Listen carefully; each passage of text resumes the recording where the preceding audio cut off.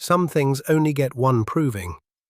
That first time carries all the weight, because once it's done, the question shifts, from whether a thing is possible to how cleanly it can be repeated. Catherine Aldridge had spent the better part of a year alongside Scout. She'd watched the horse, fed him, spoken to him the way people speak to animals when they believe no one else can hear. Quiet words, honest ones. And Scout had studied her in return, those dark, knowing eyes performing a calculation of their own, one he hadn't shared yet. He shared it on a Tuesday morning in October of 1888. Half the county bore witness. A strip of Thomas Aldridge's land hung in the balance. Caldwell Ranch, Texas, October 1888. The man's name was Harlan Burke, 40 years old, broad, built like someone who had been the biggest body in every room across Comanche County for 2 decades, and who had spent those decades cultivating the particular certainty of a man no one had ever meaningfully opposed. He rode onto the Aldridge Ranch on a Monday morning. 2 men trailed behind him. He delivered his proposal from the saddle without stepping down. The rudeness of a man who does not believe the people beneath him deserve the courtesy of dismounting. "0," he said. Thomas studied him, studied the 2 riders at his back, studied the horse Burke sat, a big grey quarter horse, barrel-chested, thick through the legs, an animal bred for a single purpose, and bred precisely. "Quote 1, Thomas asked. "Quote 2, Burke said. "Quote 3, he surveyed the ranch. "Half-mile, straight line, your east fence to the creek. My horse wins, I take the creek strip." Thomas looked toward the creek strip. 20 acres of the best watered ground on the Aldridge Ranch, the land that made the rest of it viable. "And if your horse loses?" "It won't. If it does," Burke let a smile pull across his face, "if it does, I sign over the deed to my North 40. Land I've held adjacent to yours going on 3 years now." He fixed his eyes on Thomas. "Been planning to sell it regardless. Call it a gentleman's wager." Thomas glanced toward the house. The stranger sat on the porch, coffee in hand. He'd been there 10 minutes without moving, the absolute stillness of a man who had absorbed every word and was giving nothing back. "I'll put it to him," Thomas said. The stranger looked from the porch at Burke, at the grey quarter horse, at the 2 riders, at the creek strip. Then his gaze drifted to Scout in the corral, ears pitched forward, watching Burke's horse with the focused attention of an animal that has identified a rival and begun its own quiet reckoning. "When?" he said. "Tomorrow," Burke replied. "First light, in front of anyone who cares to stand witness. I'll bring mine, you bring yours." The stranger lifted his coffee, took a long drink. "Done." Burke's smile widened. He turned his horse and rode south, the 2 men falling in behind. The stranger watched until they were gone. Thomas moved to stand beside him. "The creek strip," Thomas said, the voice of a man who'd had his land threatened enough times to carry very specific convictions about it. "I know. Burke's horse is fast. I've watched it run. He didn't propose this race expecting to lose. I know that too." Thomas looked at Scout in the corral, at the roan coat catching morning light, at those ears still tracking Burke's grey as it shrank down the south road. "You're not worried?" "I'm aware." "That's a different thing than worried, and here I need to pause, because there's something worth understanding about horse racing in Texas in 1888. It was not a sport, not in any way we'd recognize the word.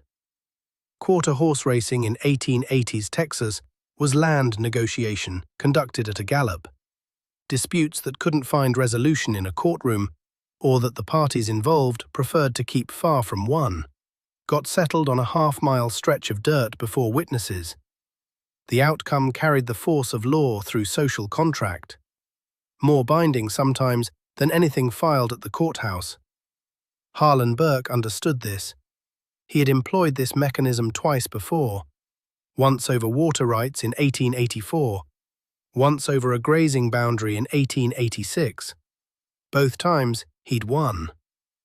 The grey quarter horse was no man's pet. It was a tool. The quarter horse breed had been shaped across Texas and the southern states for exactly this distance, the quarter mile.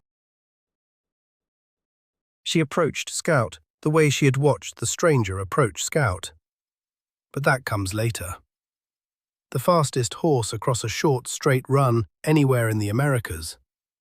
By 1888, a well-bred grey quarter horse in Comanche County wasn't simply an animal, it was currency with legs. Burke's horse had cost more than most ranches in the county.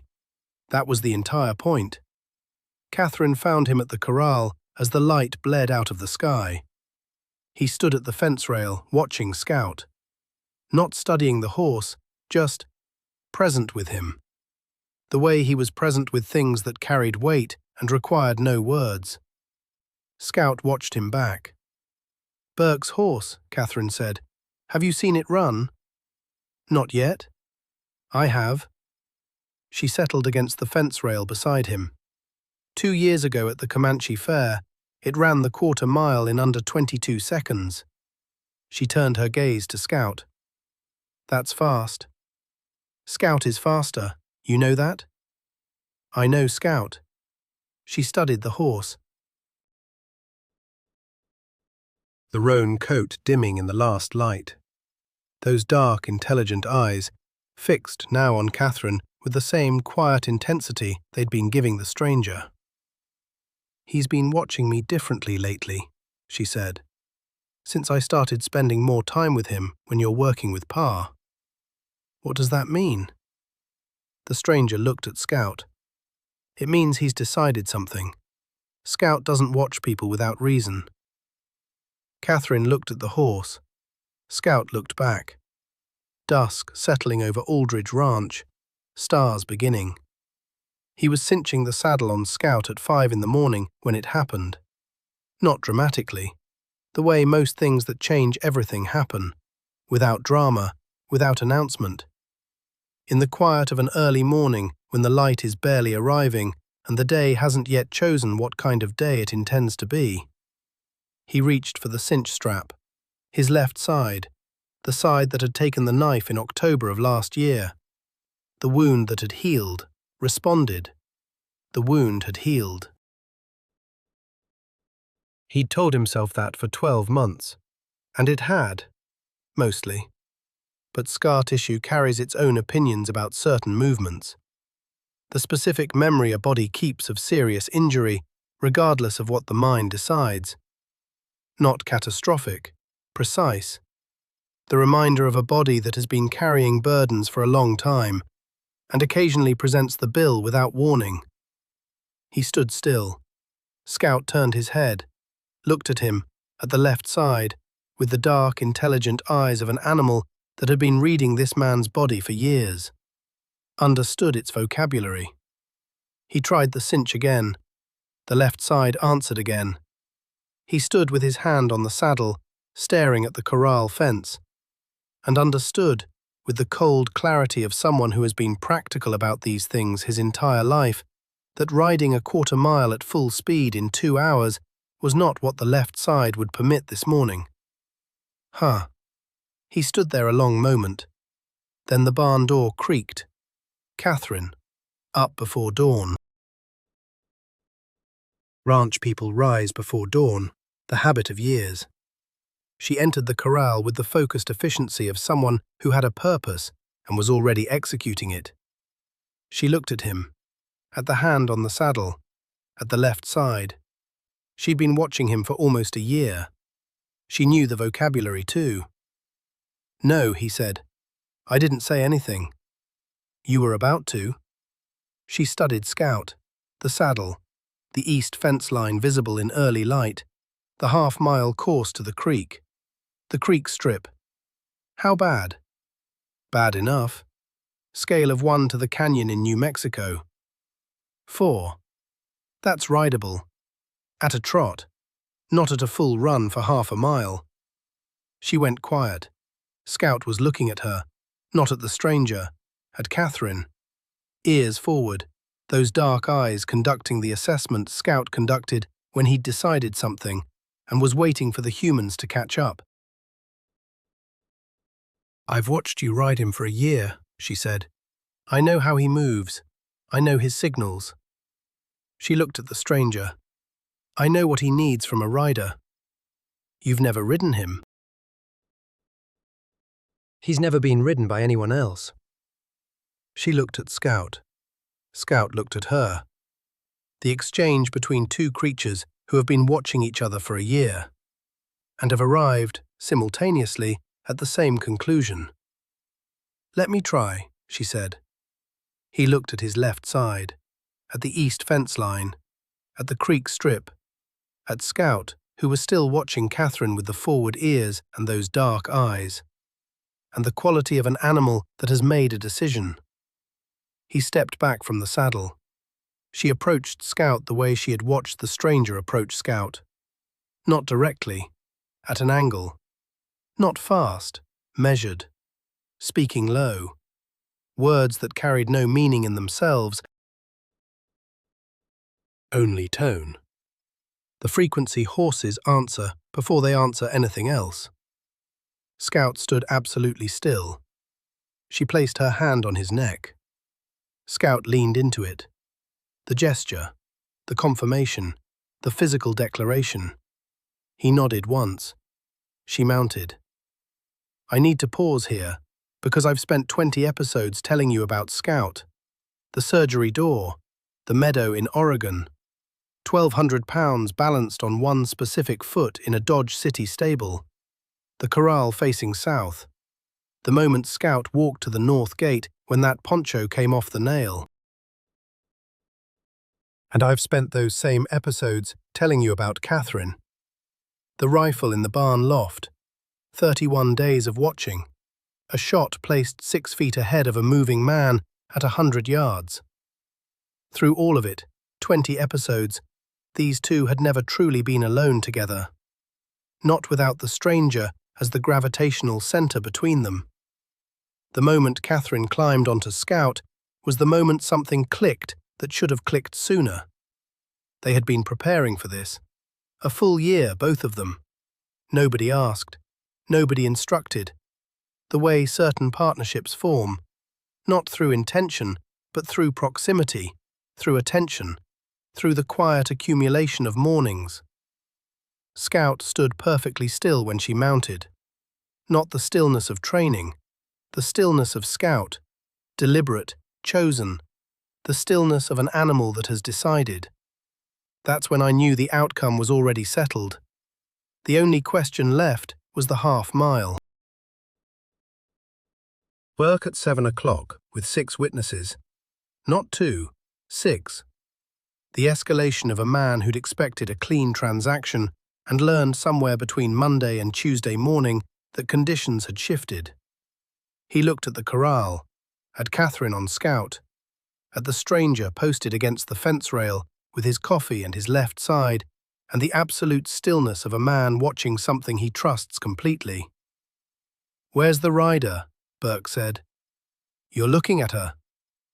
Burke studied Catherine on Scout, the roan coat, Catherine's hands on the reins, steady, practiced, the hands of someone who'd spent a year learning how those reins were held.